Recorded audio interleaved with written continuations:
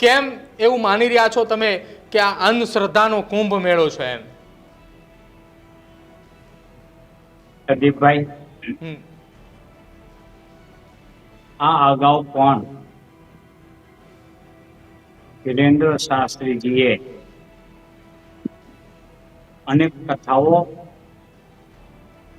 અને દરબાર ભરેલા છે.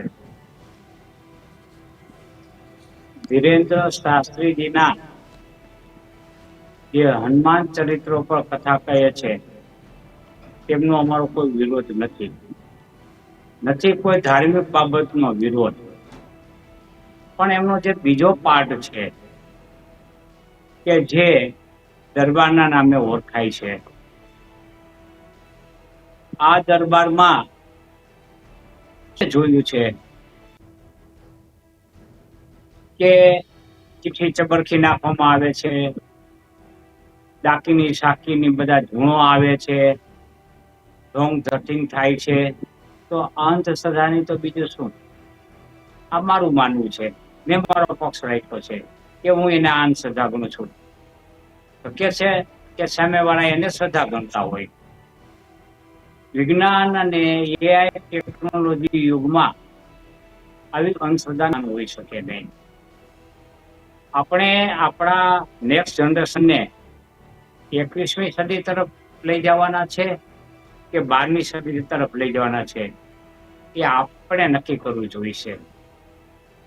આ દિન પ્રતિદિન જે આવી બાબતો વધતી જાય છે, ચિંતાનો વિષય છે. કેટલીક આપ જાણો છો કે કમળ પૂજાઓ પણ થાય છે, એ આવી તાંત્રિક ને શ્રદ્ધા ને તાંત્રિક ને ઢોંગ ધતિંગ કરી અને આ બધી બાબતોથી પહેરાઈને ઘોડા ભક્તો છે એ પોતાના સંતાનોની પણ બલિ ચડાવીના દાખલા મોજૂદ છે અને રેકોર્ડ ઉપર છે. થોડા સમય પહેલા પણ છોકરાની બલિ ચડાવી હતી. એટલે આ બધી આડઅસરો છે આમાં પડવું ન જોઈએ. અને એ જે કઈ પેલા પાઠમાં ધાર્મિક વાત કરે છે એનું અમારે સમર્થન છે અમારું. અને કોઈ પણ ધર્મનો પ્રચાર પ્રસાર થાય તેમાં અમને કોઈ વાંધો હોઈ શકે નહીં. માત્ર ઢોંગ ધતિંગ અંધશ્રદ્ધા, ડાકીની શાકીની ધૂણું, આ બધું તાંત્રિક વિદ્યા ને આ બધુંમાં ન પડવું જોઈએ. બાબાએ માત્ર સનાતનનો પ્રચાર કરવો જોઈએ.